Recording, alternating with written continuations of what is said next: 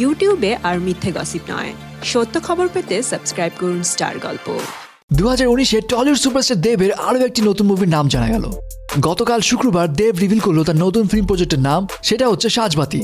দেব গতকাল তার এই সাজবাতি মুভির টিমের সাথে একটি ছবি টুইটারে শেয়ার করেন।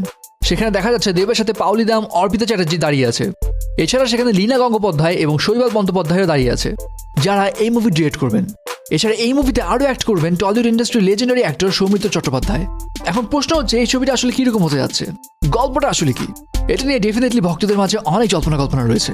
সেই বিষয়ে বলার আগে এখানে একটা কথা বলে নেই, এই ছবিতে বড় চমক কিন্তু দেব এবং সৌমিত্র প্রথমবারের মতো একসাথে স্ক্রিন শেয়ার করবেন। এছাড়া দেবের বিপরীতে এই প্রথমবার দেখা যাবে পাওলি দামকে। আর যেহেতু এই মুভিটা ডিরেক্ট করছেন লীনা গঙ্গোপাধ্যায় এবং শৈবাল বন্দ্যোপাধ্যায়, তাই এটা বলা যায় যে এটা ভিন্ন রকম একটা গল্পের হতে যাচ্ছে।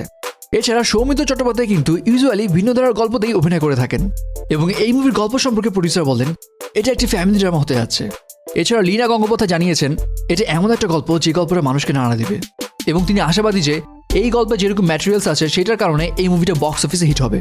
দেবের সাজবাতি এই মুভির শুটিং শুরু হবে মে মাস থেকে, এবং এই বছরের শেষের দিকে এই মুভি রিলিজ দেওয়া হবে। সো ভিউয়ার্স, দেবের সাজবাতি নিয়ে আপনি কতখানি এক্সাইটেড? কমেন্টস করে জানিয়ে দিন আপনার মতামত।